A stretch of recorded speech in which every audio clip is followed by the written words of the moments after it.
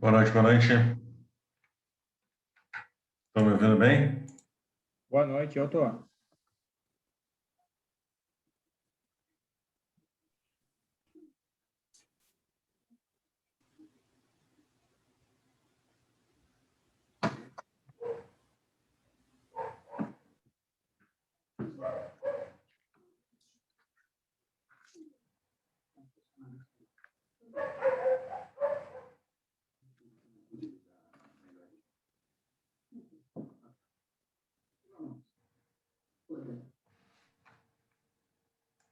Como estamos? Tranquilos? Tranquilo, tranquilo. Boa noite. Boa noite a todos aí.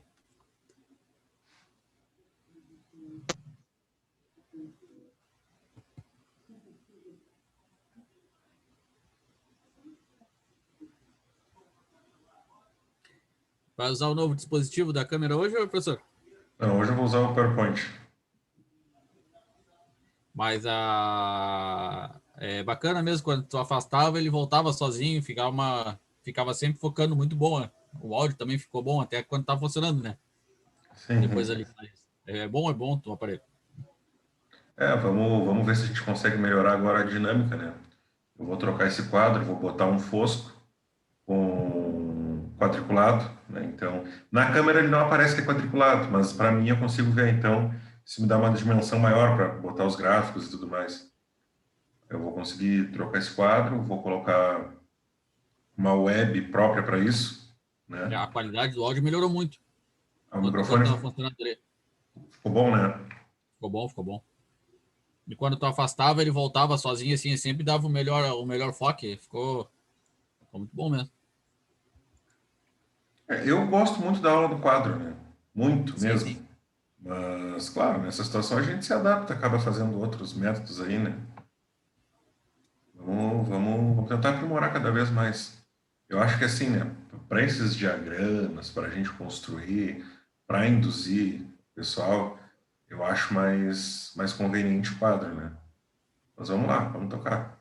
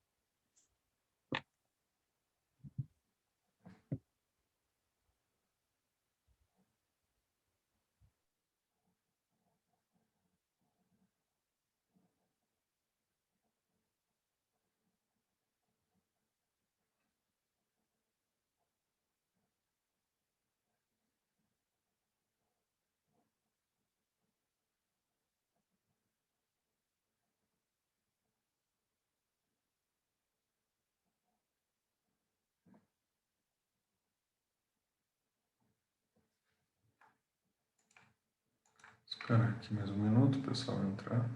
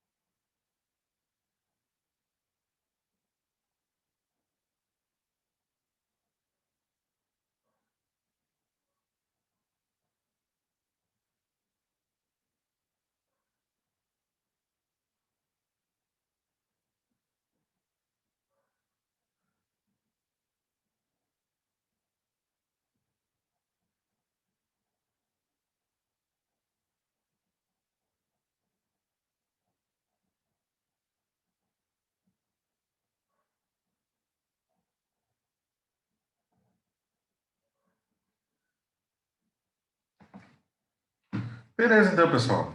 Todos bem? Todos tranquilos? Hoje vamos dar sequência, então, tá? Pena que eu não consegui gravar a aula ontem, esqueci, né? Passou despercebido. E eu queria poder olhar a aula e ver como é que foi, né? Como é que estava a qualidade das coisas, da câmera, da luz e tal. Mas vamos tocar, tá? Eu gosto, eu gosto muito de fazer aquelas aulas demonstrativas de quadro de distribuição, para vocês entenderem um pouco da norma, né? Que uma coisa, um pensamento que é muito importante a gente ter é que a norma ela é pensada em demandas que foram aparecendo ao longo dos anos. Então, às vezes a pessoa olha a norma e pensa assim: isso não tem cabimento. Pessoal, tem. Pior de tudo é que tem. Sempre se mede qualquer situação pela pior hipótese, né?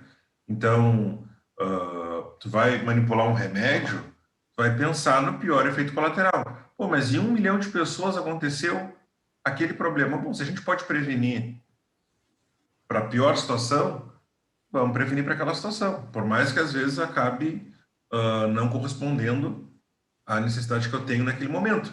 Mas, de qualquer forma, vai prevenir tudo. Então, a gente sempre considera o pior, para depois não ter problema quando as situações forem menos prejudiciais, digamos assim, né? Então, esse é o enfoque. Quando a gente fala ali, né, dos condutores, de KB1 ou 2 na tomada, no interruptor, isso tudo é pensado em situações que ao longo da história já aconteceram, tá? Então, é isso que eu sempre deixo claro, sempre falo, para a gente poder visualizar, né? O projeto predial é uma coisa muito legal, porque talvez das disciplinas seja o que vocês mais consigam visualizar, porque todos nós temos eletricidade em casa, né? Todos nós já vimos tomadas, são coisas cotidianas. Às vezes, se eu falar para alguém aqui em soft starter, inversor de frequência, CLP, Arduino, muita gente não vai saber, não vai nem ter noção do que é, né? Porque não costuma ver isso no dia a dia. Mas se eu falar em lâmpada, tomada, interruptor, todo mundo conhece. É diferente do abordar isso para uma turma desse tipo de maneira, né? Do que tu abordar em conceitos mais específicos. Da eletrônica mesmo, então, é difícil. O cara tem dificuldade em saber que é normal diferenciar um capacitor eletrolítico de um capacitor a óleo, de um transistor, de um circuito integrado. Os invólucros são muito parecidos, né? Então, tu tem que ter uma propriedade muito grande da área para poder identificar cada coisa, poder olhar um datasheet, ver o que é. Agora, na eletricidade, não. Eu vou falar tomada dupla. Pô, o nome está dizendo, né? Tomada dupla. Tomada alta, baixa, cigarra, campainha, iluminação com reator. Se eu falar iluminação com reator, vocês na hora associam. Ah, não, tá. É aquela luminária que é maior, que é extensa, assim, a lâmpada já é diferente. Vocês conseguem ter uma abordagem diferente. Então, essa troca é muito legal, né? Isso daí é muito, muito interessante. Mas é isso, tá? Uma coisa que é muito importante a gente entender sempre: o projeto elétrico residencial vai acompanhar o projeto arquitetônico, tá? Então, o eletricista, quando ele vai estar sempre em duas situações, são os dois pilares principais. Tu vai estar numa obra que está sendo construída, e aí tu vai ter a oportunidade de chegar para o pedreiro e falar, olha, eu quero 5, 6 mangueiras aqui, eu quero uma caixa de passagem ali, eu quero... Tu vai estar lá, vai poder fazer esse processo, né? Ou tu vai ter a possibilidade de fazer uma reforma, tá? Quando a gente está falando em reforma, aí você sabe que a situação já é um pouco mais complicada, tá? A reforma, eu digo, né? Para o cara fazer uma reforma, tem que ter um conhecimento de causa maior e um conhecimento específico maior. Por quê? Porque na reforma, tu tem que entender o que é um circuito, qual a entrada, qual a saída, qual é a carga, para tu conseguir fazer um projeto para aproveitar alguma coisa, né? Bom, o circuito 3 e 4 eu consigo aproveitar, vou fazer um novo para o 5 para o 6. Vou conseguir substituir esse condutor e colocar toda a sala ou toda a cozinha no circuito só de iluminação, né? Então, dependendo da situação, eu vou ter um circuito só de iluminação para a sala, um só de iluminação para a cozinha, só de iluminação, um só de tomadas para o quarto. Tudo vai atender a um critério mínimo de potência, tá? Quando a gente está falando em uma reforma, né, que tu tem a possibilidade de acompanhar o construtor, tu consegue jogar com ele, ó, me bota mais 4 mangueiras na saída, mais 3 na entrada, mais 5. Tu consegue ter esse jogo. Só que a maior parte das vezes, quando um eletricista é chamado para fazer o trabalho, o cara da cabeça dele, a pessoa que contratou o serviço da obra e o pedreiro vão, bota uma mangueira aqui, uma saída para ali, aí o pedreiro já diz, eu tô acostumado a fazer isso, é 2 mangueirinhas, uma para entrada, uma para saída. Aí tu chega na casa, casa linda, piso novo, forro novo, tudo bonitinho. Aí tem um L para tu fazer toda a passagem de fio para colocar a fiação na sala, na garagem, na cozinha. Então, esse tipo de situação, aí tu pensa, pô, uma obra nova. Pô, o cara chegou na obra novinha, acabaram de construir, melhor acabamento, melhor tudo. Aí o cara... Então, quando vocês, assim, alguém convidar vocês, é um conselho, eu já passei por isso.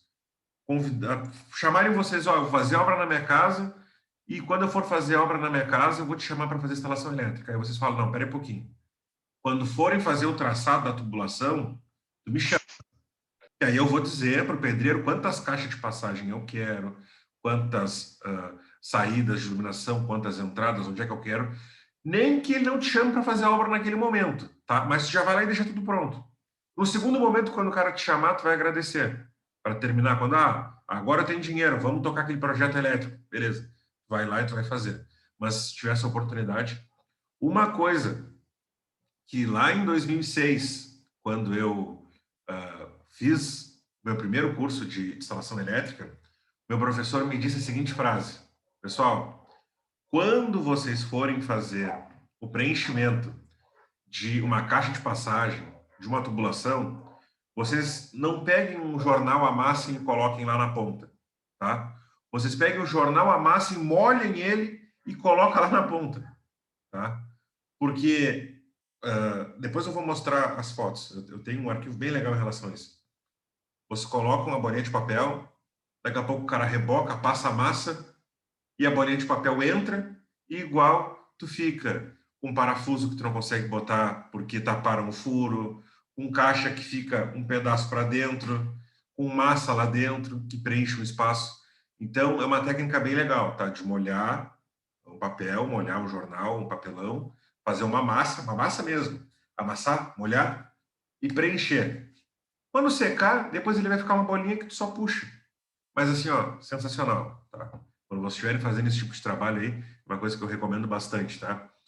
Mas é isso, tá? Vocês têm que entender onde vocês estão entrando, tem as obras, tem essas situações de reforma. Outra coisa que é importante, tá? O uso dos instrumentos. Pessoal, numa instalação nova, o instrumento não vai ter tanta utilidade, tá? Vocês vão entender o que eu estou falando depois, na prática. Alguns já entendem porque trabalham na área. Mas o instrumento, quando vocês estão usando ele vai ser 90% das vezes para fazer reforma. Para tu identificar circuito, para tu identificar se o disjuntor ele está trabalhando na corrente necessária, para determinar a potência dos teus equipamentos. O instrumento, ele entra quando a instalação já está funcionando. Quando vocês vão fazer uma obra nova, vai funcionar daquilo que vocês projetaram, daquilo que vocês pensaram. É natural isso, né? Por que vocês precisam do instrumento? Para medir tensão, para medir corrente, vai muito além disso. Saber fazer um teste de continuidade com o instrumento pode determinar se o disjuntor ele está funcionando, se ele está com defeito, se ele está em fuga. Vocês, com um teste de continuidade, identificam qual é o circuito da iluminação, qual é o circuito da tomada. Então, esses pequenos testes pode, assim, ó, economizar um dia de trabalho. Pode, pessoal, pode economizar um dia de trabalho. Vocês conseguirem usar cada instrumento corretamente, vocês estão trabalhando muito melhor, tá? Porque eu conheço eletricista que identificou circuito a dedo. Ah, não, isso aí eu faço a dedo. Eu fiquei, não, mas dedo? Como assim dedo? O cara pegava o chicote, botava o dedo, se tomasse um choque, ele sabia, ó, tá energizado. Passava uma fita, pegava o próximo, botava, ó, esse aqui não, esse aqui tá mortinho. Aí tu, né? Então, por isso que a gente precisa ter o conhecimento técnico, para não passar por esse tipo de situação. Aí tu pensa, cara, pô, faço há 30 anos assim, dá certo. Aí tu tem que olhar, não, mas tu faz 30 anos que tu faz errado, né? Não é porque tu faz 30 anos é que tá certo. Não quer dizer nada. Mas igual, para isso a gente está estudando, para isso a gente tem os conceitos técnicos e a gente vai desenvolvendo, tá? Beleza. Vamos entrar na nossa aula de hoje. Cadê? Tá aqui o material, tá? Isso aqui foi abordado lá na disciplina de eletrônica, a gente conversou sobre isso, mas eu vou bater até o final da minha vida, eu vou bater nessa tecla, tá? Porque um instrumento, vocês sempre vão ter que usar ele, sempre. E na eletricidade, uma coisa muito comum, tá? É tu fazer alguma coisa, não saber o que está fazendo, funcionar e tu ir embora para casa feliz.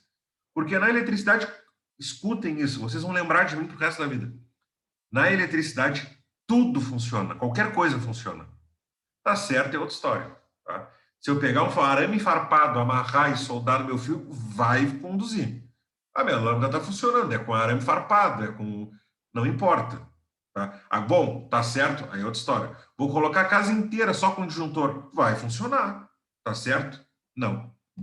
Não coloquei disjuntor nenhum na minha casa. Tem só o da Rua da Sé porque foi obrigado. Minha casa vai funcionar? Vai. Vai ligar tudo? Vai. Vai ligar minha TV? Vai. Tá certo? Não. Tá? Então, é esse que é o problema. Às vezes as pessoas... às vezes não, a grande maioria das pessoas... Oh, tá funcionando, tá bom, tá certo. Não, pessoal, não. Tudo funciona. Se tá certo, é outra história, tá?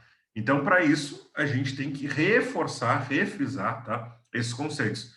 Porque assim, ó, basicamente, 4 escalas. 4 escalas, a gente vai abordar isso agora. 4 escalas. Tensão contínua, tensão alternada, corrente contínua, corrente alternada, tá? Pessoal, a partir de agora, isso vai fazer parte para sempre da vida de vocês. Sempre, tá? O cara tem o instrumento, às vezes, já vi situações também, tenho propriedade de causa em algumas situações, não muitas, mas tenho uma certa bagagem para contribuir. Chegar o eletricista na obra, virar o instrumento, ele só sabe ligar no 220 na corrente alternada e deu. É só para isso aí que ele sabe. E tem eletricistas que nem que falem instrumento. Não, eu tenho uma chave teste. Pessoal, chave teste é o instrumento mais como é que profano que eu posso falar. É um instrumento profano, tá? Porque ele te indica que está passando fase ali, ligou a luz, tem uma fase, isso aqui é uma fase. Não quer dizer nada. Não quer dizer nada. Pode ser um retorno, pode ser qualquer coisa, tá? Então não se apeguem a isso, tá? Aí tu pensa assim, quando a gente constrói o pensamento, né, no campo das ideias, a gente idealiza as coisas. Bom, tá vindo a rede vem para o interruptor, que vai para a lâmpada, interrompe, tem um retorno, tá tudo certo. Só que não, pessoal, na prática é outro mundo. Veio do outro interruptor, que veio da sala, que veio da cozinha, que veio... Aquele fio está vindo de todos os lugares, menos da rede, diretamente. Está vindo de uma lâmpada que veio de uma tomada. Eu já vi eletricista aproveitar neutro de tomada para botar lâmpada, né? Então, isso daí dificulta o trabalho do cara que está fazendo manutenção. Aí ele vai lá e coloca a chave teste. Ah, não, aqui é fase. Não. Como a tua lâmpada está ligada e está vindo a fase para o teu interruptor, tu tem a falsa ideia de que ali é uma fase. Mas ele é só um retorno, tá? Então, por isso que a gente precisa entender todas as escalas do nosso multímetro. Aprendendo tudo isso, vocês estão na frente da grande maioria, tá? Então, eu vou de novo falar desses conceitos, porque não adianta eu chegar aqui e começar a delirar na norma e começar a falar alturas, precisa saber do básico bem sabido. Sabendo usar o multímetro todinho, sabendo os pontos importantes da norma, sabendo como fazer as emendas, as derivações, sabendo interpretar a lógica, tá mais que bom. Já vão saber montar tudo na residência e não passar trabalho, tá? E essa é a grande sacada, a grande importância aqui do que a gente está falando, tá? Então, beleza. Conceitos básicos. Tensão, corrente e resistência. Na última disciplina, eu tenho certeza que vocês viram bastante a lei de Ohm. Lá no começo eu pincelei. Na última disciplina, vocês devem ter feito bastante exercício, bastante coisa, né? Os três conceitos básicos, as grandezas básicas, tensão, corrente e resistência. Tá, e a potência? A potência vem no segundo momento. Para a gente entender, vamos começar do básico, tá? Tensão, volt, corrente, ampere, resistência, ohm. Agora, senhor, tenho certeza que todo mundo sabe, que todo mundo não vai errar nunca mais isso daí, tá? A tensão, por definição dela, ela é a diferença de potencial de uma fonte geradora acumuladora. Pessoal, essa aqui é a definição universal. Aqui no Paraná, no Chile, nos Estados Unidos, não importa o livro, o autor, a bibliografia. Definição de tensão elétrica é sempre essa. É a diferença de potencial, tá, nos bornes de uma fonte acumuladora ou geradora. Fonte acumuladora ou geradora, o que que é? Acumuladora, bateria, pilha, capacitor, acumula. Geradora, a tensão que chega através da distribuidora de energia elétrica da nossa região. No nosso caso, essa é, tá? Mas, se for para outras regiões do país, a gente vai ter outras distribuidoras, né? No caso aqui, a gente tem a Corsan, em outros lugares a gente tem a Sebai, aqui a gente tem a CE, em outros lugares. Então, pessoal, esses conceitos aí de acumulação e geração de energia está relacionado diretamente se a tensão é contínua ou alternada. Então, relacionem, tá? Relacione. Tensão contínua é aquela encontrada em fontes acumuladoras. Tensão alternada são em fontes geradoras. Maior exemplo de fonte geradora é a distribuidora da CE, né? No caso da nossa região. Mas posso ter geradores movidos a combustível, querosene, óleo diesel, gasolina. Posso ter também alternadores, né? Então, o que que acontece nesse alternador? Eu pego a tensão contínua e alterno ela. Então, eu estou convertendo de contínua para alternada. E eu posso também pegar de alternado e passar contínuo, tá? Então, isso a gente tem que estar bem claro. E eu acho que já está bem claro, tá? Se alguém está tendo dificuldade, dúvida, tem algum, me chama, a gente conversa, marca um horário fora de aula, não tem problema. A minha intenção é que todo mundo aprenda, tá? Beleza. A unidade é volt, sempre foi, sempre vai ser, até o final dos tempos, tá? Unidade de tensão é volt. E o instrumento é o voltímetro, tá? Voltímetro. Essa imagem é importante. Por que que é importante, pessoal? Por quê? Porque muitas pessoas, tá, acabam relacionando o multímetro como o voltímetro, amperímetro, ohmímetro, vatímetro. Isso daí é muito delicado, tá? Eu vou explicar da seguinte maneira.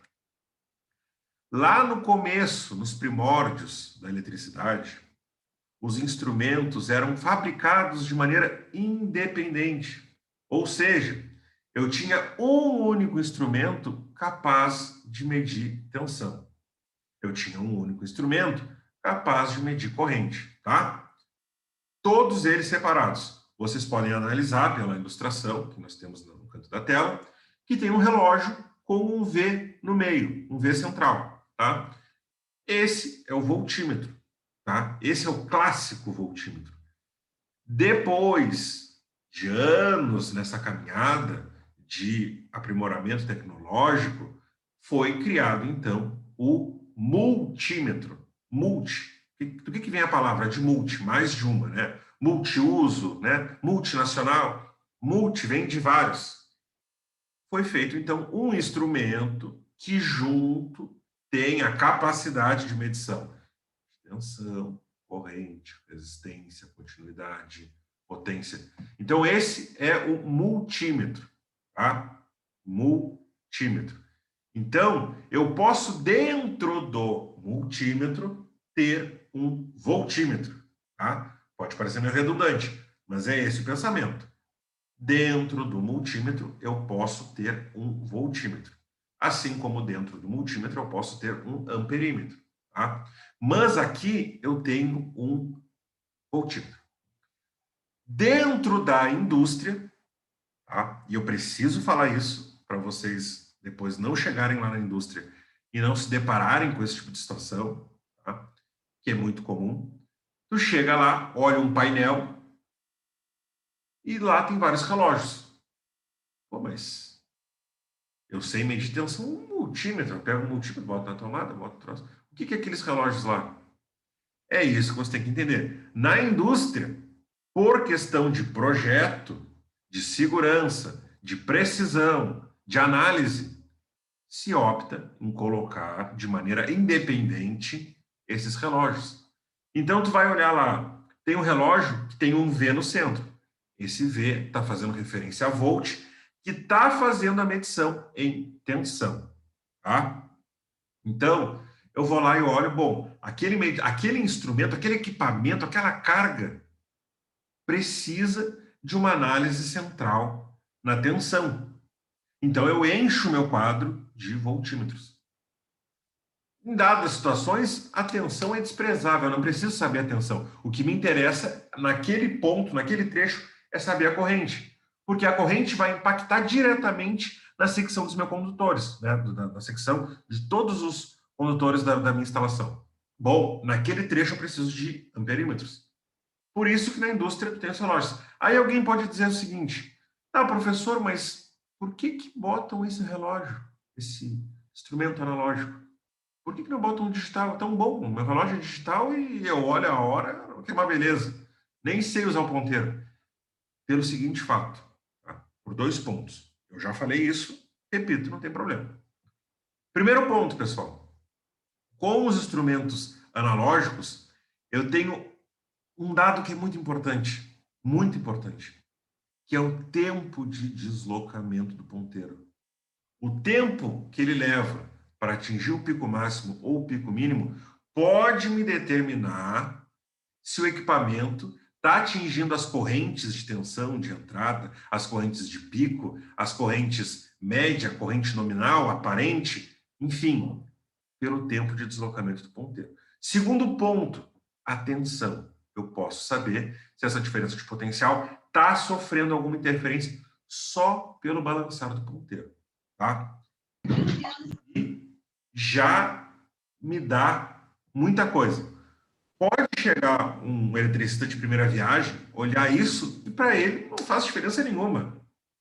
Né? Para ele, ele entrou, olhou e viu, nada. Isso aí não quer dizer nada, eu prefiro o digital. Tá? Para um experiente, um cara que já tem mais noção, já sabe, não, peraí, tem coisa errada, olha o tempo que ele está se deslocando, olha isso, olha aquilo. Tá? Segundo ponto, é cientificamente comprovado, tá? Isso não sou eu que estou dizendo, isso daí é a ciência, bibliografias, trabalhos, artigos, teses, enfim, que comprovam que o ser humano tem uma facilidade periférica, ou seja, visão periférica, a visão que nós temos que não é central, são visões laterais, que nós temos de relance de olho, tem a capacidade de percepção de analisar com maior velocidade medidores com ponteiro analógico. Tá? Por que isso? Ao longo dos anos da história, desde a invenção do relógio de pulso, o ser humano desenvolveu a capacidade de olhar o relógio de canto de olho e saber as horas. E essa velocidade, tá, da visão periférica é atribuída a esses instrumentos medidores. Tá? Tanto é, se vocês forem pegar os carros de Fórmula 1, o cara está lá em alta velocidade e ele precisa, às vezes, de milissegundos para poder aumentar, reduzir, naqueles painéis lá da McLaren e Ferrari, que são cheios de informações, vocês podem ver que é tudo digital. Mas a ilustração do ponteiro é analógica. Ou seja, é um visor digital com um ponteiro analógico indicando. Porque ele tem tanta informação que ele precisa analisar em tão pouco tempo que ele só vai olhando de relance. E isso, pessoal, numa sala de leitura, de medição, isso é muito importante. Eu tenho um leiturista ali, acendeu uma luz vermelha, está te indicando que tem uma situação de risco. De canto de olho, né, no campo da visão periférica, tu viu que aquele ponteiro se deslocou numa velocidade muito rápida. Tu já aciona na hora o botão de pânico. Na hora. Para desarmar a instalação. Isso te dá tempo.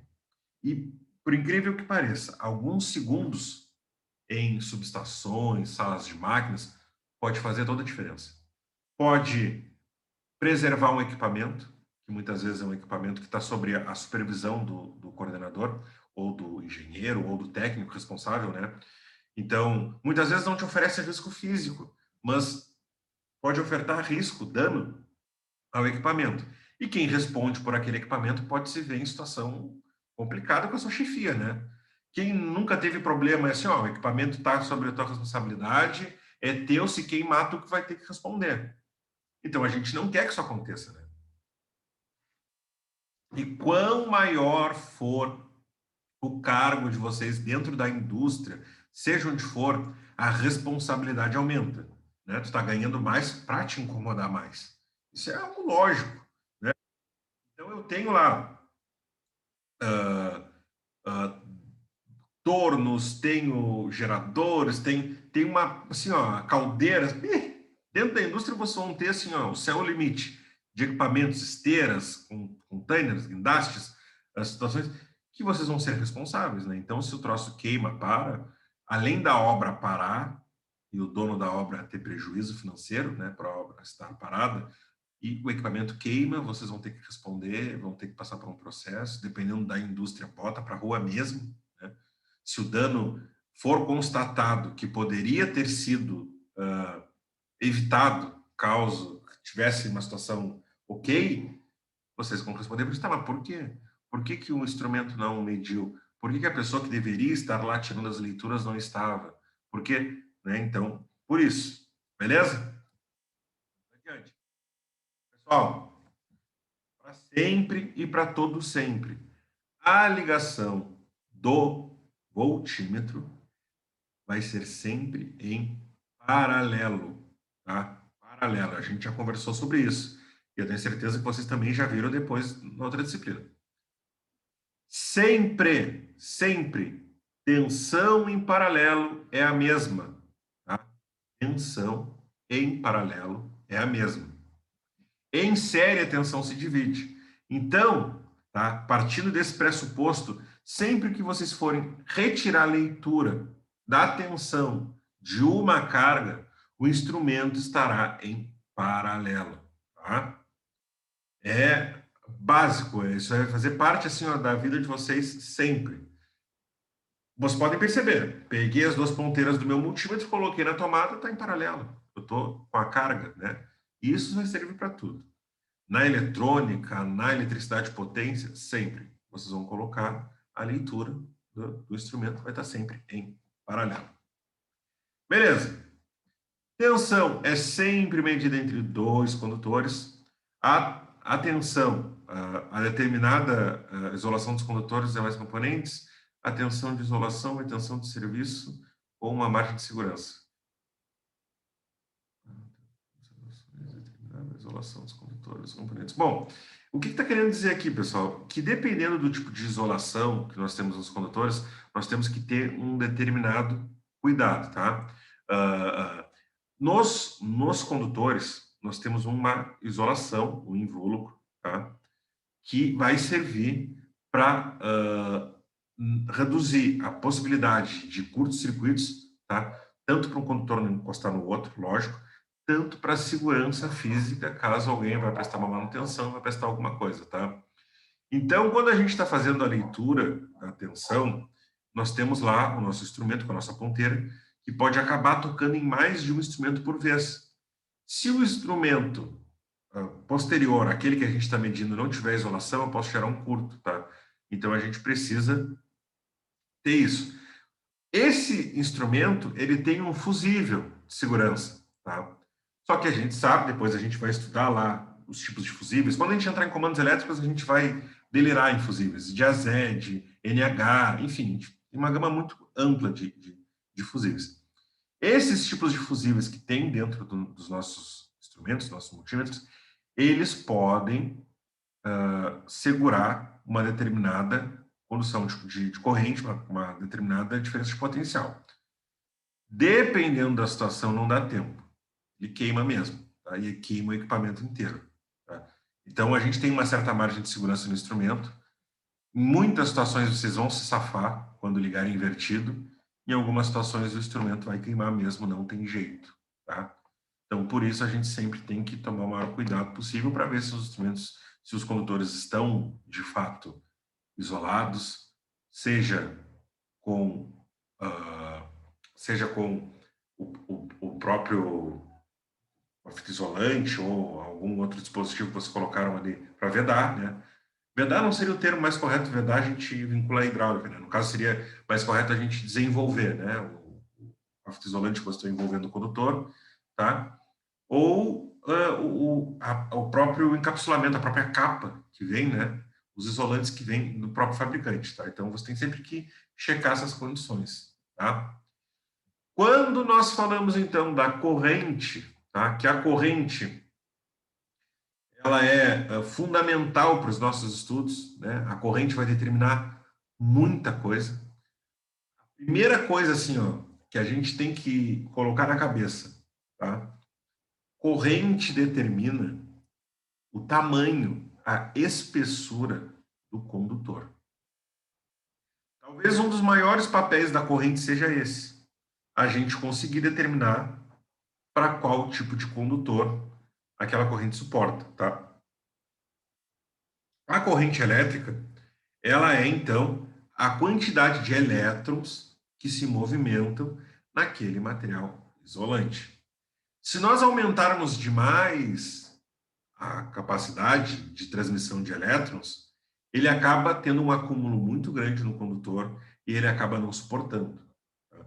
Então, a gente sempre tem que dar condições para que o elétron acabe se transportando, se deslocando de maneira mais tranquila, para não acabar danificando a nossa instalação elétrica. Tá? A segunda coisa que vocês vão sempre levar em consideração a corrente elétrica é quando nós formos dimensionar os dispositivos de proteção. Tá? Os dispositivos de proteção, os disjuntores, sejam eles termomagnéticos, termostáticos, bom, sejam eles o que forem, vocês sempre vão comprar pela corrente. Tá? Dificilmente vocês vão comprar um disjuntor para uma potência, não, vocês vão uma corrente. Tá? Então, vocês vão ter que determinar a potência dos equipamentos, calcular de acordo com a tensão e achar a corrente. Aquela corrente vai ser a corrente específica para aqueles condutores funcionarem. Tá? Essa é outra finalidade assim, ó, muito essencial para vocês calcularem a corrente em instalações elétricas. Tá? A corrente de sempre até todo sempre vai ser medida em ampere. Tá? Essa é a unidade. Essa unidade é referente ao Ferdinand Ampère, que foi a pessoa que fez os estudos referentes à corrente, né? Outra particularidade da corrente elétrica. Tá? Todo condutor, seja o condutor que for, todo condutor que for percorrido por uma corrente elétrica tende a gerar um campo magnético ao seu redor. Tá? Então, esse material, quando ele é percorrido por essa corrente, ele gera um campo magnético que pode acabar desenvolvendo propriedades e características magnéticas. Quando a gente dimensiona o eletroduto, tá? Lá nas tabelas, depois, em projetos, nem nessa disciplina a gente vai ver isso, a gente vai ver em outras disciplinas. Talvez a Alice dê isso para vocês. Vocês têm uma coisa chamada de fator de agrupamento, tá? Dentro do eletroduto. O que leva em consideração isso? Bom, primeiro, a capacidade de locomover o fio no ato da instalação, né? Então, dependendo do tamanho do lado do eletroduto, você consegue não passar 3, 4 cabos. Segundo, temperatura, tá? Porque o condutor, ele precisa de resfriamento. Tá? Então, a ideia é sempre que ele tenha um espaço do raio do eletroduto suficientemente capaz de não ofertar risco de sobreaquecimento. Tá? Então, capacidade de manipulação, capacidade térmica e a terceira, capacidade magnética. Tá? Depois de um determinado número de condutores carregados no mesmo eletroduto, vocês podem ter interferências magnéticas, e essas interferências magnéticas podem acabar gerando curto-circuito. Tá? Então, esses 3 fatores são primordiais. Todos eles são medidos e constatados a partir da corrente elétrica. Tá? Então, por isso é muito importante. Dependendo da situação, vocês vão ter até que ter mais de um eletroduto. Pô, mas por causa de mais um fio ou 2, eu vou ter que botar outro eletroduto, outra tubulação? Vai ter que botar. Se a instalação está sendo feita de maneira correta, de acordo com a norma, vai ter que colocar, não vai fugir disso. Agora, vou colocar o fio e dane-se. Bom, pode ser que vocês coloquem, pode ser que funcione o resto da vida sem dar problema. Tá? Uma coisa é funcionar, outra coisa é estar certo. Tá? Aí, mas, professor, a gente chega em qualquer casa aí, a gente vê fio atravessado para um lado, para o outro, negócio feito de qualquer jeito, está 20 anos, está funcionando. Bom, tudo bem. Pode estar funcionando. Estar certo é outra coisa, tá? Vou bater eternamente nessa tecla. Vocês vão escutar eu sempre falando sobre isso. Aqui, pessoal, nos instrumentos de medição, aqui nós temos, então, uma especificidade, tá? Uma particularidade. Nós temos o mesmo instrumento igual ao multímetro, igual ao voltímetro analógico, com relógio, com deslocamento do ponteiro, só que aqui nós temos, então, um outro tipo de instrumento. A nomenclatura dada a esse instrumento digital é de volt, alicate, amperímetro. Tá? Ele já não é um multímetro. Não é um multímetro. Não é um multímetro.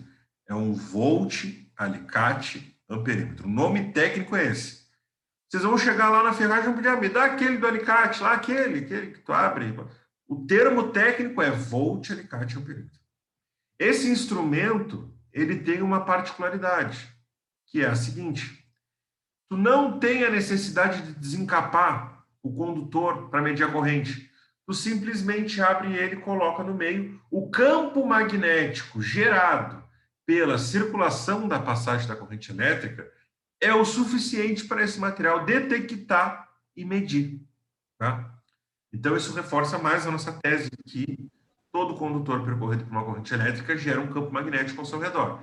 Esse instrumento, ele faz essa leitura, essa medição, tá? O multímetro pode medir corrente? Pode, claro que pode. Vocês vão colocar os dois condutores, só que a ligação é em série. Vocês vão ter que desencapar os condutores. Bom, vocês vão ter que fazer um procedimento. Esse instrumento já te dá a leitura tranquilinha, tá? Só que assim, ó, por que a gente precisa dele? Ele é essencial. Tá? Vamos supor que alguém aqui vá fazer uma leitura em uma subestação, na saída do disjuntor. Vocês querem ver se as fases estão em equilíbrio, isso é uma condição muito importante, né? O equilíbrio entre os condutores carregados na saída. E aí vocês querem medir a tensão, a corrente. Chega lá, vou medir a corrente. Tá, beleza. Qual instrumento eu tenho? Eu tenho um multímetro. Aí, tá, eu vou desligar a subestação. Pô, peraí, se eu desligar a subestação, eu vou desligar o hospital, né? Pode acontecer. Bom, mas aí eu vou desligar o hospital, pode ser que alguém esteja precisando, né? A gente sabe que existem geradores, mas de qualquer forma, não é conveniente. Pô, mas eu preciso fazer essa leitura. Eu vou desencapar o fio com a subestação ligada para eu medir com um multímetro digital? Nunca. Eu não vou fazer isso. Lógico que não, ninguém aqui vai fazer isso. Vocês vão pegar o volt, alicate, amperímetro, vão abrir e vão colocar entre a fase. Ela vai estar ligada? Não tem problema. Não vou ter problema com isso. Tá? Eu vou estar em segurança, o equipamento está em segurança, está todo mundo em segurança. Agora, se eu inventar de desencapar cada fio para pegar o terminal e colocar, aí eu posso ter uma série de problemas. Tá? Porque aí eu posso colocar um, não colocar o outro, não ser simultâneo, tá ligado, ter problema de curto quando eu estou fazendo o desencapamento, aí eu vou ter muito problema. Tá? Então, por isso que a gente precisa conhecer cada equipamento, cada instrumento de medição. Conhecer cada um, saber onde eu posso aplicar cada coisa, já muda muito. Né? Já muda muito, já melhora, ficam mais seguras as instalações, ficam mais rápidos os projetos, a execução. Aí pensa, pô, o eletricista veio aqui, demorou uma semana, o cara veio aqui e fez em um dia. Pô, mas aí tu sabia medir, tu sabia onde era a fase, onde era a corrente, qual era a tensão, qual era tudo. Tudo fica mais fácil, né? Entra no campo das ideias, os projetos se desenvolvem, acabam fluindo, né? Com maior qualidade. Aqui tem um erro. Aqui tem um erro. Professor. Já ficou naquele material? Oi? Eu, nas empresas que eu trabalhei até hoje, nós só trabalhamos com esse alicate amperímetro em vez do multiteste. Claro. E ele lê tudo também, né? Ele lê a continuidade, ele lê Pô, esse aí pra mim é o melhor, assim. Ele é completo também. Tu consegue fazer muita leitura nele. Faz tudo que tu faz no multímetro digital. A diferença é que tu tem um alicate que te traz mais segurança. Quando tu for fazer a leitura, tu vai colocar lá no alicate. Deu, resolveu. Agora imagina com outro multímetro, teria que desencapar lá os condutores carregados para tu fazer a leitura. Não dá, né? Não... Pode falar. Não tem como. Complicado, Professor, né? Oi. Para fazer essa leitura do alicate amperímetro, no caso, eu tenho um sistema trifásico, tenho as 3 fases. Eu tenho que ler fase por fase, fio por fio. Exatamente. No caso da corrente, tu vai ligar um instrumento em série e tu vai ver se as fases estão em equilíbrio, né? Dependendo da situação, tu precisa ter equilíbrio. Dependendo da situação, tu não precisa. Mas vamos supor que tu precisa do equilíbrio. Bom, aí tu sabe que tu vai ter que ter ali mais ou menos 10, 20 amperes por fase. Tu vai colocar e tu vai fazer a leitura da medida, né? Agora, se eu for medir a tensão, tu vai ter que fazer em combinações. Fase 1 com fase 2, fase 1 com fase 3, fase 3 com fase 2, para eu saber se a diferença de potencial entre elas está ok. Tá? Então, são essas as diferenças. Beleza? Tranquilo? Então, é o seguinte, aqui tem um erro nesse slide. Tá? Um colega já me falou da outra vez e eu não arrumei, e acabei usando. A ligação desse instrumento é em série, tá? Multímetro, amperímetro sempre em série, tá? Beleza. Aquilo que a gente falou ontem em relação aos tipos de tomadas. Tomadas, tá? Muita gente acha que para acionar a lâmpada eu aperto na tomada. Eu não vou apertar na tomada, eu vou apertar no interruptor. Acionamento de lâmpada, interruptor. Para sempre, até o sempre. Interruptor. Quando eu for ligar um equipamento, aí é tomada, tá? Tomada. Carga, geração de energia, tomada. Tomada, existem dois tipos. Apenas dois tipos, tá? Tomadas de uso geral, que são essas tomadas até 10 amperes, que nós temos aí nas ferragens. Tomadinha de uso geral, vou ligar minha TV, vou ligar meu carregador, tomada de uso geral, 10 amperes. Tomadas de uso específico são tomadas próprias para uma carga específica, uma carga especial. O que é uma carga especial? São as cargas, os equipamentos que nos dão dor de cabeça, tá? Que eu vou lá, comprei um equipamento, sei lá, uma estufa, cheguei para botar na tomada, a droga da tomada não dava. Era menor, o tamanho da secção do meu plug era maior. Aí o que o cara faz? Pô, vou trocar a tomada, vou ver se meu circuito comporta. Não, vai lá e corta, bota uma tomada menor. Ou vai lá e bota um adaptador, né? É basicamente o que quase todo mundo faz, né? É a mesma coisa o terra. Vai botar uma tomada com terra? Não, tu vai quebrar o pino, ou tu vai botar um T. O que a maioria das pessoas fazem, né? Tá certo? Não. Funciona? Funciona, mas não tá certo, tá? Então, assim, ó, tomadas de uso geral, TUG, até 10 amperes, respeitando o limite de 1.200 watts por circuito. Coisas gerais, cargas que não têm perfil específico. Não são puramente indutivas, não são cargas capacitivas, não são cargas resistivas, tá? Ponto. Tomadas de uso específico, equipamentos específicos. Ar-condicionado, forno elétrico, chapinha, dependendo, secador de cabelo, portão de garagem, enfim, tem assim uma gama muito ampla de tomadas específicas para fazer essa alimentação, tá? Tomadas de uso específico, tomadas de uso geral. Dentro da nossa residência, são essas duas que a gente vai trabalhar, tá? Beleza, né? Aqui só fazendo uma breve recapitulação, tá? Entre a corrente alternada, ela é aquela que muda de sentido. No Brasil é de 50 vezes por segundo, tá? Em outros países pode mudar. Tá? Falando um pouco entre a corrente alternada e a corrente contínua, eu já adianto uma coisa. Instalação elétrica predial, instalação elétrica residencial, sempre corrente alternada, tá? Sempre corrente alternada. A corrente contínua a gente vai deixar geralmente para eletrônica ou dentro da indústria, frenagem por corrente contínua, motor de corrente contínua. Aí tem casos específicos da indústria que a gente usa corrente contínua, tá? Quem é eletricista de comando aqui sabe.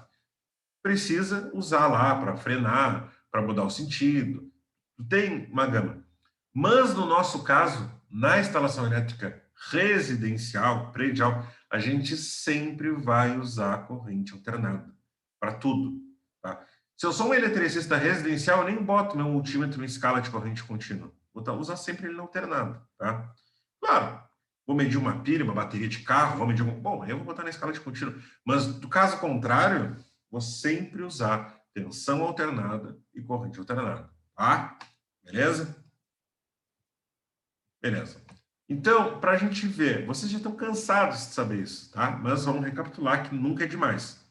Corrente alternada é uma senoide, tá? O que é uma senoide? Senoide é um gráfico em formato de onda, ponto. Senoide, um gráfico em formato de onda, composta por dois semiciclos, semiciclo positivo, semiciclo negativo. Acabou, tá?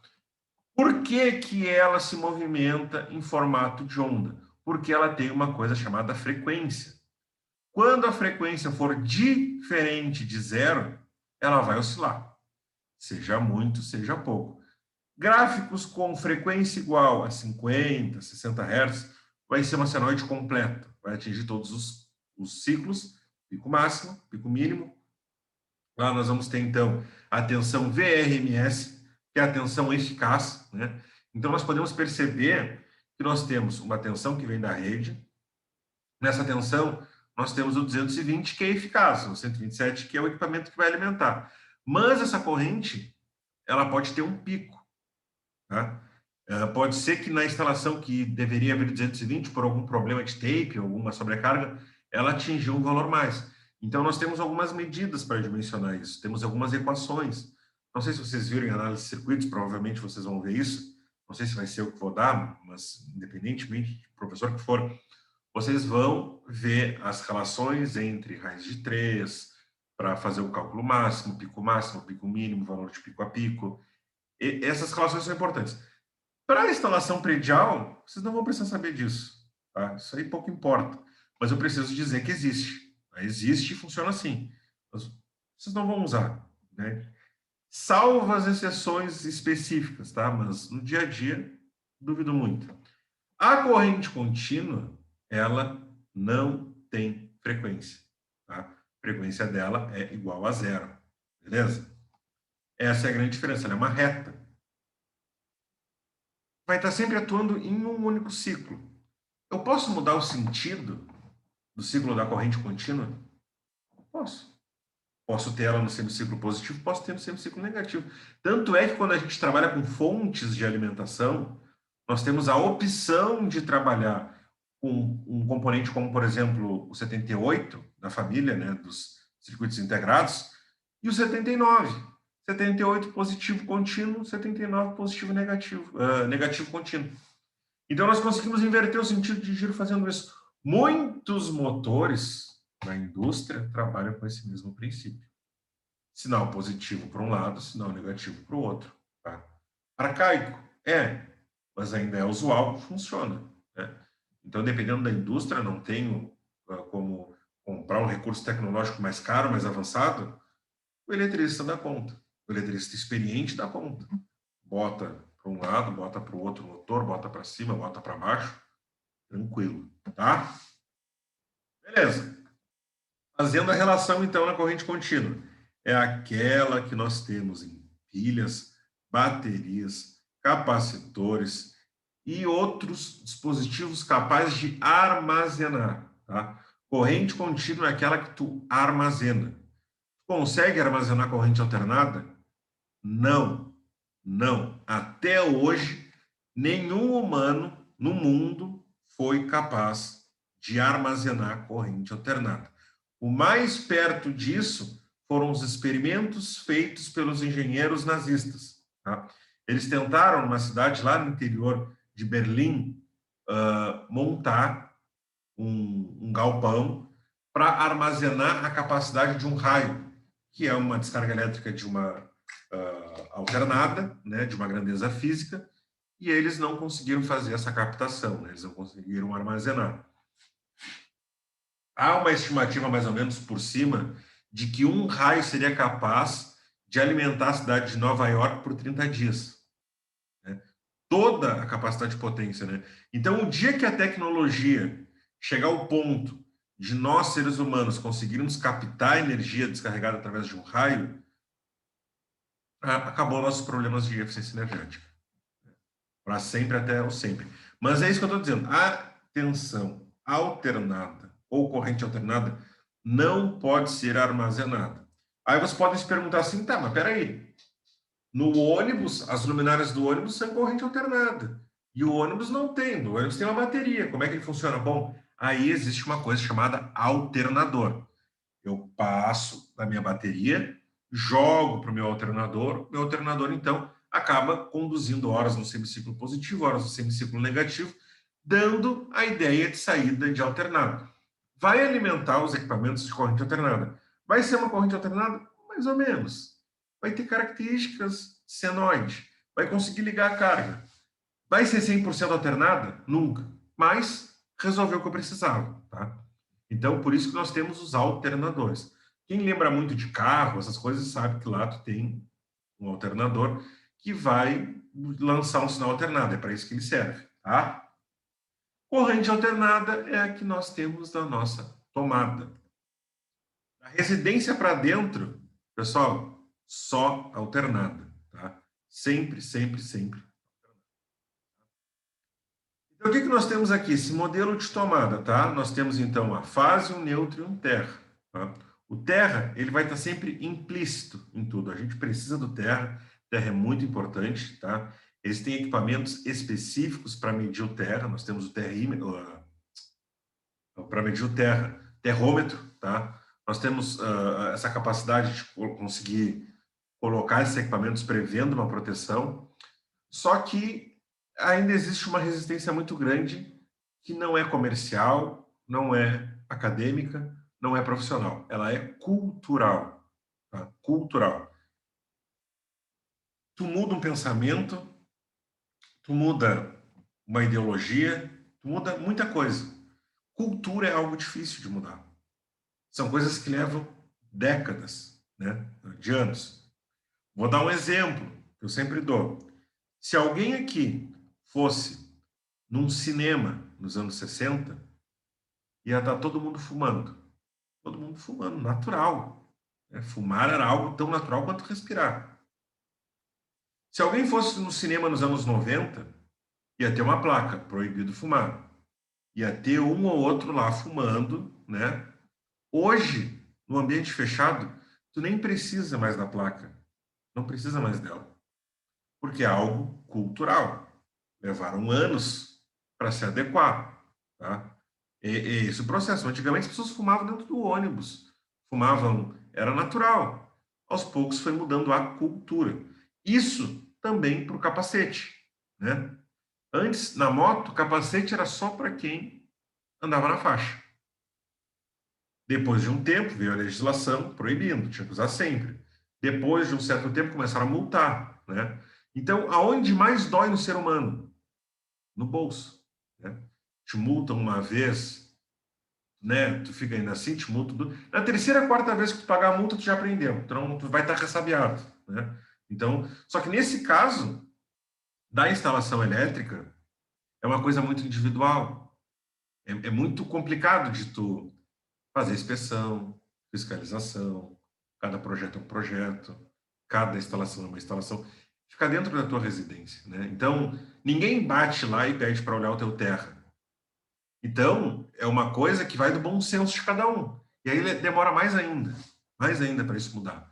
Então, o processo do terra é algo que vai levar anos, vai levar um determinado período para isso se adequar, mas depois de um certo tempo isso vai melhorar. Hoje já melhorou muito, né? Hoje tu vê casa com terra. Hoje existe. Antigamente era uma coisa assim surreal, né? Terra era exigido só para edifícios e prédios acima de, é que mudou a norma, eu não tenho certeza, mas era acima de 8 andares, não tenho certeza. Por quê? Por causa do poder das pontas, né? Quanto maior for uma ponta no raio de 100 metros, de 100 metros, tem a possibilidade maior de ter, né? Então, por isso, navegações que ficam em áreas descampadas, granjas, né? Tem toda essa preocupação. Tanto é que, em relação às granjas, né, aos celeiros, fazendas, né, silos que estocam comidas, que ficam em regiões desacampadas, hoje, para o crédito rural ser aprovado, o fazendeiro tem que apresentar o projeto de prevenção contra descargas atmosféricas, para o banco poder liberar o empréstimo, né? Então, por quê? Por essa necessidade. Então, para-raio, terra, às vezes nessas situações são obrigadas, mas em uso geral, não, tá? Só em edifícios, porque aí os edifícios têm vistorias, né? Prédios comerciais, aí muda o cenário. Mas a maior parte das casas, né? Muitas vezes não tem nenhum engenheiro, nenhum técnico vai fazer a instalação, né? Fica tudo na mão do construtor civil, cavar buraco, cravar estaca, fazer fundação, faz toda a casa, piso ao telhado, então não tem vistoria de ninguém olha, fica a critério de quem está construindo. Tá? Basicamente é isso. As construções maiores não, aí tem a fiscalização, tem uma série de encargos legais. Mas vocês precisam saber de tudo isso, tá? Beleza? A potência elétrica vai ser sempre o norte. A gente vai sempre olhar para a potência elétrica em frente. Por quê? Sempre, sempre, sempre, sempre, sempre, o eletricista vai se basear na carga. É o único parâmetro de referência que o eletricista tem. Eu quero uma contatora. Tá, mas eu vou acionar que motor?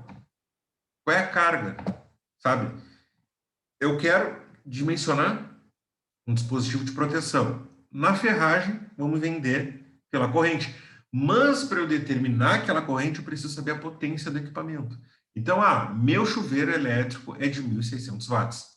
É o que a gente sempre lembra do chuveiro, né? Pô, meu chuveiro é de 4.500. Por quê? Porque a gente costuma relacionar a potência do chuveiro ao quanto ele esquenta, né? Pô, esse chuveiro é fraco, é de 2.500, esse chuveiro é bom, é de 6.600. Aí a gente relaciona, né? Então, assim, ó, um chuveiro elétrico, ó, é 6.600 watts. Beleza. A tensão da minha casa é 220. Achei a corrente. Com essa corrente eu compro o condutor, com essa corrente eu boto o meu disjuntor. Tá? Mas sempre vai depender da carga. Acho a carga para depois definir a corrente. Acho a carga, depois defino a corrente. Porque a tensão é o que vocês sempre vão ter, é a mesma. Não vai mudar. A única coisa que não muda é a tensão. Vocês vão contratar 220 é 220 ponto. Acho a carga, né? Comprei lá no forno elétrico, no secador de cabelo, achei a carga. Agora eu defino a corrente, tá? É isso aí, a ordem é essa. Vão sempre nesses passos aí, vocês vão conseguir dimensionar, beleza? A unidade é o watt, tá? O instrumento de medição é o wattímetro. Então, o wattímetro, ele é um dispositivo único, digital ou analógico. Só que assim, ó, isso que é importante a gente entender. No meu multímetro, tá? Dependendo da potência do multímetro, eu não tenho, desculpe, dependendo do modelo do multímetro, eu não tenho a possibilidade de fazer medição de watt. Eu não tenho a possibilidade de fazer medição com wattímetro. Ele não me dá essa opção. Bom, mas se eu sei a tensão e sei a corrente, eu multiplico um pelo outro. Por isso que a gente aprende as equações, né? Eu descubro a potência fácil, tá? Só que, em dadas situações, eu não tenho tensão, não tenho corrente. Mas o dado que mais me interessa é a potência. Então, eu tenho como pegar o meu wattímetro e medir. A ligação do wattímetro, ela é em série e em paralelo. Eu vou ligar em série e em paralelo. Porque no computador interno dele, no dispositivo, né, no processador dele, ele vai pegar a tensão, vai pegar a corrente e vai multiplicar um pelo outro. Tá? Internamente é o que ele vai fazer. Então eu preciso ligar em paralelo, que vai ser o voltímetro. Vou ligar em série, que vai ser o amperímetro. Ele vai multiplicar uma grandeza pela outra, me deu a potência. Tá? É basicamente isso. Então eu preciso de um wattímetro para achar potência? Não. Primeiro passo, eu olho o equipamento na etiqueta dele. Não tem potência, beleza. Sei a tensão, medi a corrente com o alicate, multipliquei um pelo outro, achei a potência. Acabou. Tá? Beleza. A ligação do instrumento, tá? Ele é em série e em paralelo. Ponto. A parte que mede a tensão em paralelo, a parte que mede a corrente em série. Tá? Beleza? Tranquilos? Beleza. Resistência elétrica, tá? Bom, a resistência elétrica, a gente já conversou sobre ela, vamos falar de novo, tá? Então, por definição, a resistência elétrica é a dificuldade que a corrente elétrica encontra ao percorrer um condutor, tá? Então, quanto maior a resistência, menor a circulação de corrente elétrica. Esse conceito ele é muito amplo, tá? Porque muitas vezes eu vou expurgar a corrente, a resistência, muitas vezes eu vou amar, né? Então, o que a gente pode pensar na resistência elétrica? Bom, quanto maior a resistência elétrica, maior a oposição da passagem da corrente, maior o que nós chamamos de efeito Joule, tá? O que é o efeito Joule? É a transformação da energia elétrica em energia térmica. Transformei energia elétrica em calor. Basicamente isso. Só que isso gera um aquecimento.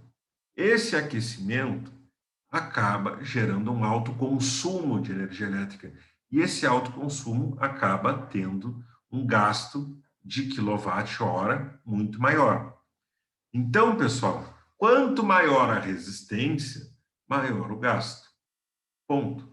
Vai aquecer, vai ter perdas, essas perdas vão acabar puxando uma quantidade maior e isso vai acabar resultando numa conta de energia elétrica muito mais cara, tá?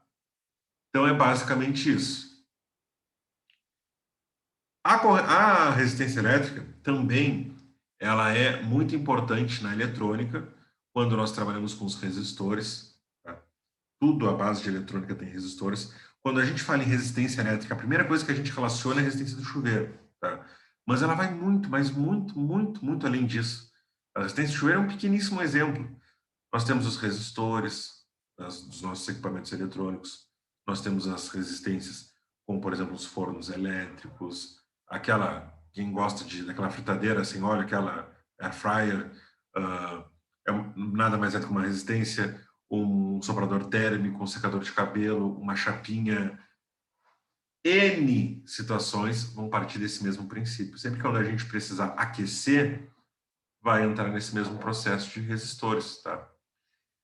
O processo de resistência é o mesmo, tanto para o resistor do chuveiro quanto para os resistores que nós temos nos nossos componentes, tá? Esse termo, resistência, vou trocar a resistência do chuveiro, ele foi um termo que entrou na linguagem coloquial, mas esse termo, ele não é o correto. O termo correto, técnico, científico, é resistor. Tá? Chuveiro tem um resistor. Mas acabou entrando, né, na linguagem popular, as indústrias acabaram fabricando esses componentes até com o título rótulo, né, resistência para chuveiro. Então, se vocês forem numa ferragem, vocês vão usar, vão comprar, vai ser a mesma coisa. Mas o termo correto é resistor. Tá? O chuveiro não tem resistência, o chuveiro tem resistor. A resistência é a medida com que o resistor se opõe à passagem de circulação de corrente. Tá? A simbologia, tá? É dado através dessa ferradura, que nós conhecemos, então, no alfabeto greco, né? O alfabeto grego, ou grego-romano, né? Vai depender da interpretação de cada um, pela letra ômega. Ômega. Então, como a letra ômega ficou como símbolo da resistência, o termo que nós utilizamos é ohm, que esse ohm vai ao encontro de ômega, tá? Então, qual é a resistência do teu chuveiro? Qual é a resistência do teu circuito elétrico? É 50 ohms, tá? Aí tu escuta de tudo. Homens, não, ohm, mudo, tá? Vem de ômega, que é a simbologia de resistência. Tenho uma resistência de 10 ohms, 20 ohms, 30. Essa é o meu critério para determinar, então, tá? O instrumento é o ohmímetro, tá? Então, dentro de qualquer multímetro, pode ser ele o mais xing-ling que for, pode ser o mais vagabundo. Lá dentro dele vai ter uma escala que vai ser a escala de resistência, tá? A escala ômica. Esse ohmímetro, ele é principalmente utilizado quando nós estamos medindo os nossos resistores em eletrônica, tá? Muito voltado para essa área. Esse tipo de ligação, ele vai ser feito em paralelo, tá? Só que uma coisa que vocês precisam entender, nunca, jamais será ligado esse instrumento com o circuito ligado. Não precisa que esteja ligado. Não precisa não pode estar ligado, tá? Não pode. O instrumento tem alimentação própria para essa situação. Tá?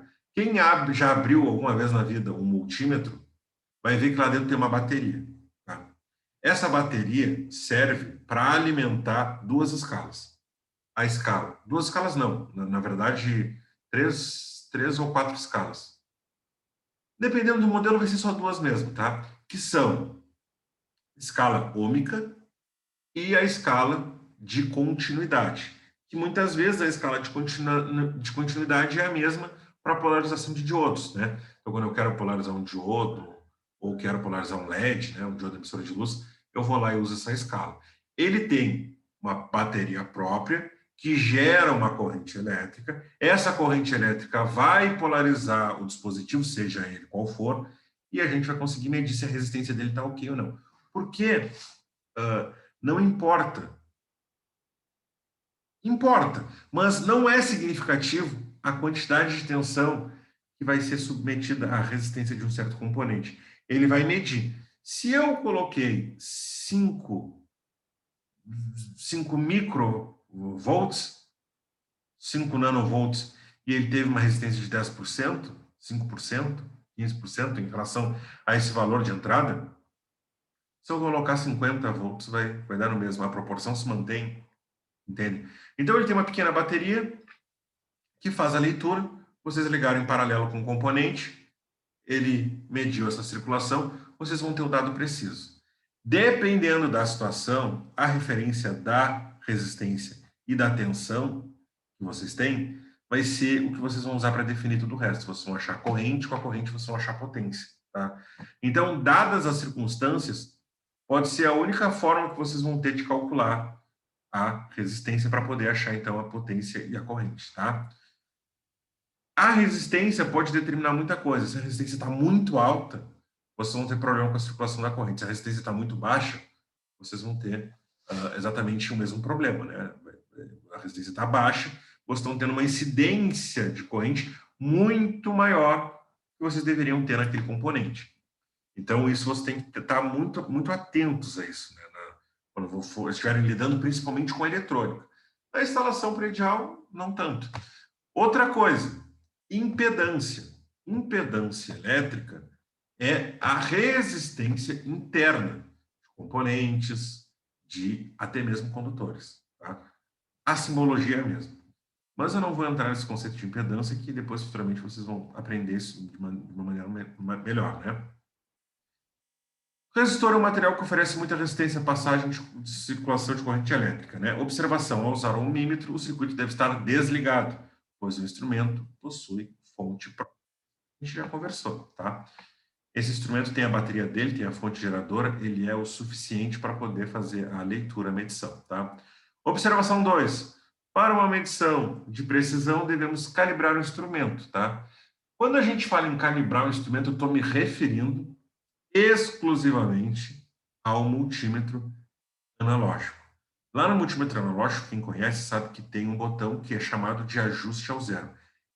Não é um botão, na verdade, ele é um ajuste, tá? Que a gente consegue fazer com uma pequena válvula, né, digamos assim, ou um potenciômetro, que faz esse ajuste do zero, para a gente conseguir deixar sempre o ponteiro na escala do zero, para ter maior precisão. Quem trabalha com multímetro analógico sabe, conforme a gente vai usando, ele vai desregulando, e a gente sempre precisa ajustar, e regular, e ajustar, e regular, e ajustar, para poder sempre ter a melhor precisão do ponteiro, tá? Um problema que pode ser solucionado fácil com um ohmímetro são lâmpadas queimadas, né? Nós conseguimos ver, então, se a resistência está muito alta, se está muito baixa. Isso daí, né, com as lâmpadas incandescentes, principalmente, era muito utilizado. Quando a pessoa ia fazer manutenção, se a lâmpada estava funcionando, se não estava, era através dos testes feitos com o ohmímetro. Beleza? Falta de corrente, né? Se a resistência está muito alta ou é infinitamente alta, a gente sabe que não tem circulação de corrente, mas esses são testes mais específicos para alguns circuitos. Tá? Se o interruptor ele não está fechando, eu posso colocar na escala de continuidade também, para ver, né, se quando ele deveria estar fechando ele está em aberto. Então, muitos instrumentos antigos usavam essa escala ômica para polarização de diodo. Tá? Então, como a escala era sempre a mesma, os problemas a serem solucionados eram basicamente os mesmos. Eu colocava ali uma microtensão e ele me dava um sinal sonoro para identificar se estava circulando corrente naquele trecho. Beleza? Atenção! Após a regulagem do ponteiro não atingir a escala de zero, deve trocar a pilha do instrumento. Quando a pilha fica muito fraca, ele acaba não conseguindo atingir o zero, não dando precisão, então, para o meu instrumento, tá? Se isso acontecer, troco a pilha. Se continuar acontecendo, eu troco o instrumento. Tá? Então, basicamente, por hoje, era isso aí, pessoal. Vou fazer a chamada, tá? Não sei se alguém tem alguma dúvida. Não, tá tranquilo. Fio envelhece. Pode falar. Fio envelhece? Oi? O fio ele envelhece ou ele... O fio ele pode ter vários problemas pelo seguinte fato. Se o material isolante dele, tá, o encapamento dele, ressecar, ele pode acabar abrindo fendas e ele pode oxidar. Tá? Ficar meio quebradiço, assim? Exatamente. Situações marítimas que nem a tua, o fio pode acabar oxidando. E isso acaba gerando uma impedância interna. Isso acaba fazendo com que o fio não gere o campo magnético dele, ele aquece, então acaba dando outros problemas, né? Então pode o fio ressecar e ele acabar quebrando. Ele pode perder as capacidades dele de maneira o termo correto seria de dúctil, né? Que é a capacidade que o material tem de poder ser maleável, né? Mas a gente vai falar maleável porque é o termo que a gente entende melhor. Se o fio ressecar e ele oxidar, ele acaba perdendo a capacidade dele de ser maleável.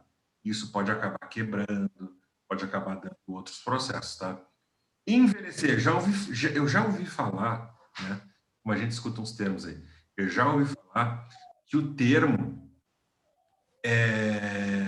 o fio entupiu de corrente. Pessoal, não existe isso. Não tem. Pode acabar de ele ter uma oxidação tão grande que ele acaba, então, dificultando a passagem da corrente elétrica, acaba gerando uma certa resistência naquele trecho. Tá? Mas agora, do fio envelhecer, se ele tiver em condições de isolamento, ok. Se ele tiver dentro de um encapsulamento lá, de uma tubulação, ok.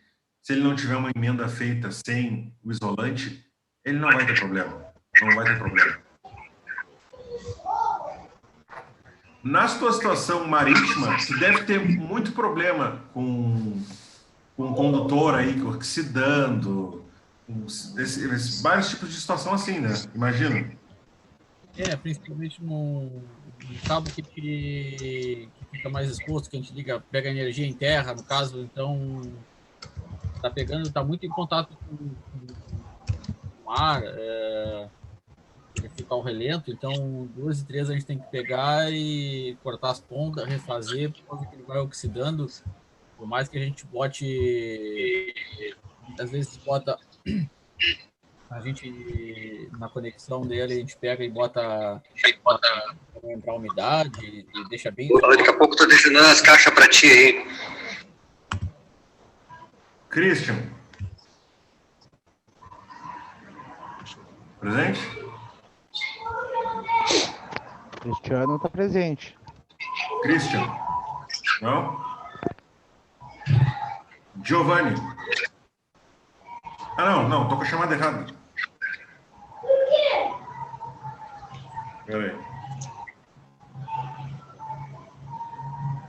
Alexson? Eu tô aqui, firmezinho. Beleza. Falou, bom feriado aí pra todo mundo aí. Fui. Valeu, valeu. Avner? Não? Carlos? Nadir? Presente. Christopher? Presente, professor. Cristiano Bastos? Está presente. Presente. Diego Gonçalves? Tô aqui. Douglas? Douglas, não? Eliezer? Presente. Felipe Assunção? Israel? Não? Israel está no serviço, professor. Beleza. Leonardo. Presente. Lucas. Lucas Oliveira, no caso. Não? Michael. Marcos. O Mike está no serviço também. Tá. O Michael está no trabalho junto, ele deve estar. Então, eles me chamaram para avisar. Beleza. Matheus Pinho. Presente. Matheus Lopes. Aqui. Matheus Melo. Patrick está aí. Thiago. Qual deles, professor? Thiago Oss. Oliveira. Não é. O Oliveira está presente. Tá, Oliveira presente. Tá, Thiago Borges. Thiago Borges não? Wagner. Wagner está presente. Beleza. Então tá, pessoal. Espero que tenham gostado da aula. Bom final de semana para todos. Bom feriado. Bom tudo. Pessoal, moderação e vamos em frente, tá? Até segunda, então, pessoal. Um abração. Boa noite. Um abraço. Boa noite. Até a segunda. Falou. Boa noite.